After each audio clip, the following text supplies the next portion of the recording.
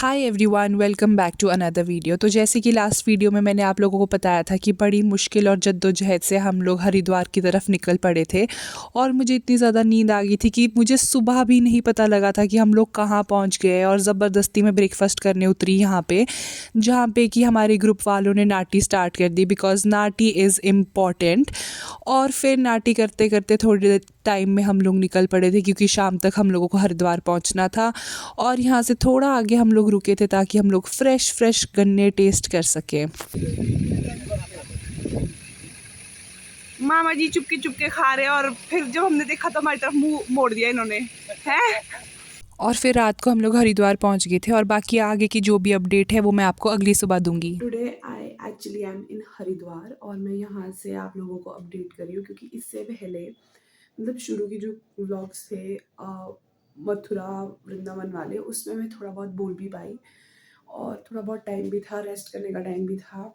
लेकिन जो इसके बाद वाले व्लॉग्स हैं और जो आप अब देखोगे भी, तो इसमें मुझे बिल्कुल भी टाइम नहीं लग पाया कि मैं कुछ बोल पाऊँ या मतलब सही से व्लॉग भी कर पाऊँ, क्योंकि हम दिन रात एक तो ट्रैवल में थे और 2 दिन तो हम कंटिन्यूसली 2-2 बजे या 1:30 के करीब उठते थे सुबह, ताकि हम फटाफट जाके दर्शन करें या फिर स्नान कर पाएँ।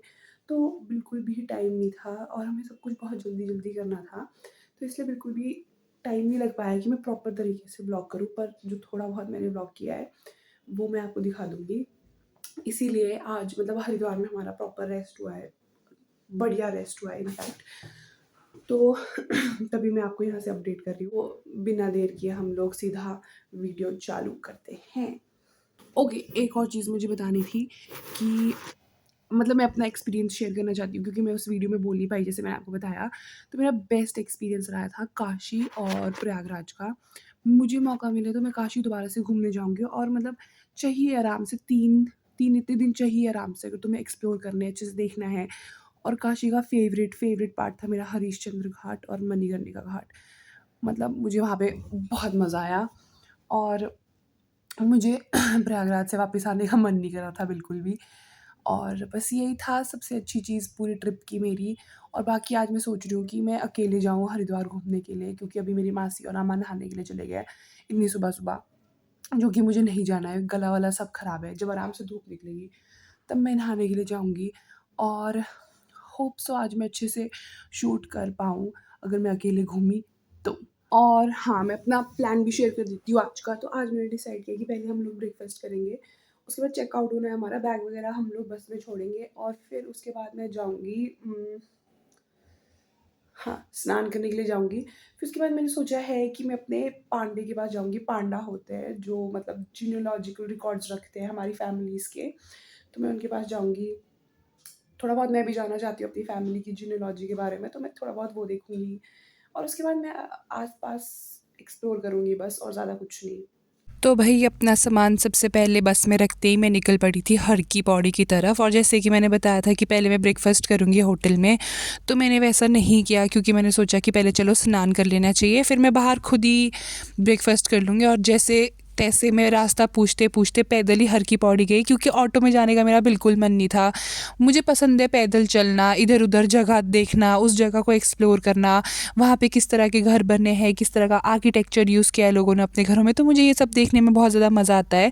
और ऐसे ही पैदल चलते-चलते फिर मैं हर की पौड़ी भी पहुँचने वाली थी। चलते-चलते मैं हर की पौड़ी तो पहुँच गई, बट बहुत बड़ी दुविधा जो मेरे सामने थी कि मैं अपना सामान कहाँ रखूँगी, क्योंकि नहाने गई थी मैं अकेले, बाकी सब लोग गए थे ग्रुप में, तो कोई ना कोई सामान देख लेता बारी-बारी जब तक कोई दूसरा स्नान कर रहा होता।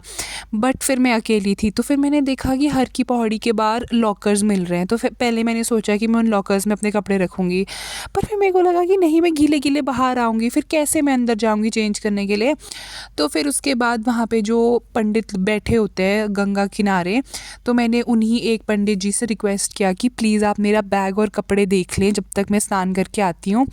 तो फिर उन पंडित जी ने मेरा सामान रख लिया था सारा का सारा मेरा मोबाइल फ़ोन, कैमरा, बैग, मेरे कपड़े तक भी सब कुछ उन्होंने अपने पास रख लिया था। और फिर मैंने आराम से अपना स्नान किया गंगा जी में और उसके बाद मैंने पंडित जी को अपनी तरफ से जितनी दक्षिणा देनी थी 10-20 रुपए, तो मैंने वो उनको दी, उनसे आशीर्वाद लिया और थैंक यू बोल के मैं अपने कपड़े चेंज करने निकल गई। अब कपड़े चेंज करना तो फ्री ही होता है वहाँ पे, तो अगर आप लोग भी बिल्कुल अकेले जा रहे हो तो आप लोग भी ये ट्रिक यूज़ कर सकते हो। ऑल्दो वो लोग दान दक्षिणा कुछ नहीं मांगते हैं, बट फिर भी मैंने अपनी श्रद्धा से जितना थोड़ा बहुत देना था दे दिया। और फिर उसके बाद ये हूँ मैं स्पीड में लगी हुई अपना वो क्रीम और सनस्क्रीन लगाने, क्योंकि इसके बाद मुझे जाना था अपने पांडा के पास। लेकिन फिर मुझे याद आया कि ओहो मुझे तो ब्रेकफ़ास्ट भी करना है, और फिर मैंने सोचा कि अब मैं अकेले ही एक्सप्लोर करूँगी और मैंने सोचा था कि मैं कुछ नया खाऊँगी, बट मुझे कुछ ऐसा नया मिला नहीं खाने के लिए, कोई अलग सी डिश हो या ऐसा कुछ। तो फिर मैंने खाने में खाया सिंपल सा छोला भटूरा। मुझे खाना भी ना इतना ज़्यादा पसंद है कि मोस्ट ऑफ द टाइम्स मैं ओवर ईटिंग करती हूँ, मेरा पेट फुल हो जाता है बट फिर भी मैं खाती रहती हूँ। बट ये इतना ज़्यादा हैवी था कि मैं इसको पूरा ख़त्म ही नहीं कर पाई। तो फिर मैंने एक भटूरा पैक कर लिया और मैंने सोचा रास्ते में कुत्ता, गाय या कुछ भी मिले मैं उसको दे दूँगी ये खाने के लिए। फिर भाई मैं निकल पड़ी अपने पांडे को ढूँढने के लिए। ओह गॉड, मैं इतना ज़्यादा भटकी हूँ।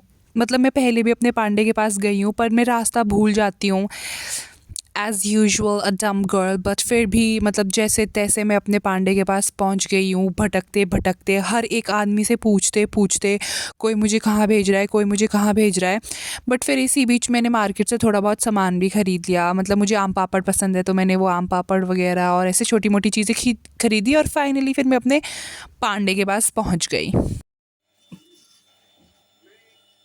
ये जो आप मोटी सी किताब देख रहे हो इसको बेसिकली पोथी बोलते हैं और ये लोगों का पूरा जीनोलॉजिकल रिकॉर्ड है। और ये छोटी सी किताब इंडेक्स होती है, ये बताती है कि कौन से पेज नंबर में कौन से गांव वालों का रिकॉर्ड है।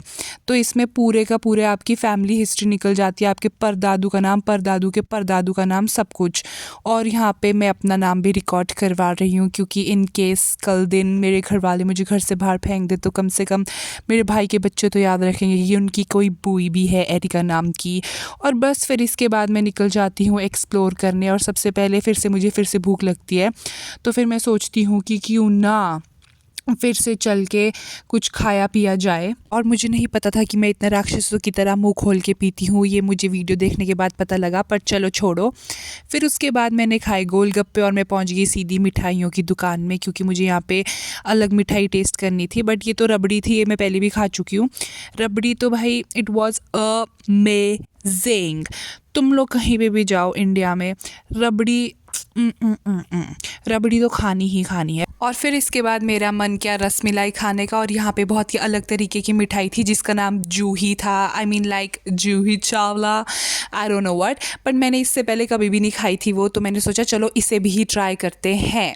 And guys, the moment of truth. This is me trying the the mithai juhi, and it was amazing. The shopkeeper told me कि ये एक बंगाली मिठाई होती है एंड मैं इसका टेस्ट डिस्क्राइब नहीं कर पा रही हूँ। मतलब थोड़ा चमचम सा था बट इसमें काफ़ी ज़्यादा सैफरन का टेस्ट आ रहा था। Also there was little coconut and something else. मतलब ये दाल की बनी हुई थी, थोड़ा सा दाल का भी टेस्ट आ रहा था and it was something new for my taste but so it was amazing. You all need to try this. जहाँ पे भी मिलेगी कहीं और इंडिया में, शिमला में तो मिलती नहीं है but I tried it here and it was actually amazing and the rasmalai was also amazing। और अब मेरे पूरे सर में मिठाई ही मिठाई घूम रही थी तो मैंने सोचा चलो अब थोड़ा चल लेते हैं और अरे परे देख लेते हैं। हरिद्वार इतनी ज़्यादा बार आ चुके हैं, मतलब अब तो काफ़ी ज़्यादा ईजी हो चुका है हर हिमाचली के लिए हरिद्वार आना। ओके, तो फिर मैंने फिर भी सोचा कि अब क्या देखा जा सकता है नया। तो आई जस्ट रिमेंबर्ड कि मैंने काफ़ी पहले पुराने कॉइन्स ख़रीदे थे एक पुल पे जाके, तो फिर पहले मैं वहाँ गई, मैं शूट करना उसको टोटली भूल चुकी थी।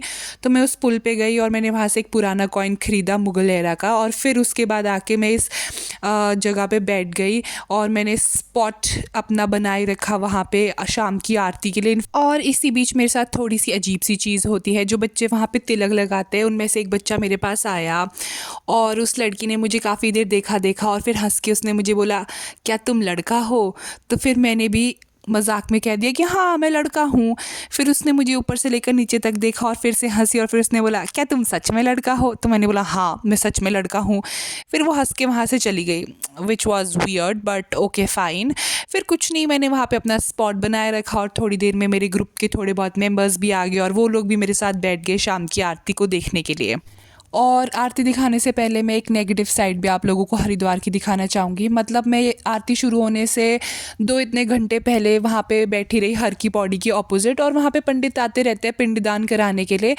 और मैंने इतना लालच, इतना ज़्यादा लालच देखा है उन पंडितों में। मतलब कि वो लिटरली एक बंदा जो गरीब है, एक्चुअली में लग रहा है गरीब, वो अपनी पत्नी के डेथ पे वहाँ आया है, तो वो पंडित उससे बोल रहा है कि अब आपको साड़ी दान करनी होगी। चलो उसने वो साड़ी दान कर दी। तो फिर उसने बोला अब आपको गौदान करना होगा। तो फिर वो बोला कि इतने पैसे नहीं है मेरे पास, मैं कहाँ से गौदान करूँ? तो फिर पंडित ने बोला 20,000 की गाय आती है, तुम 20,000 हमें दे दो, गौदान हो गया। तो फिर वो बंदा बहुत ही स्टन्ड था, मतलब ये सब कुछ सुन के, पर उसने रिक्वेस्ट किया कि मेरे पास इतना पैसा नहीं है।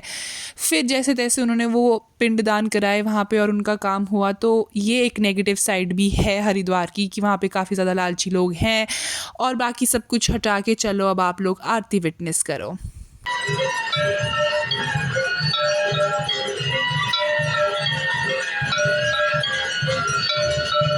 और बस फिर आरती के बाद हम लोग चल पड़े अपने होटल की तरफ वापस, क्योंकि वहीं पे हमारा डिनर था।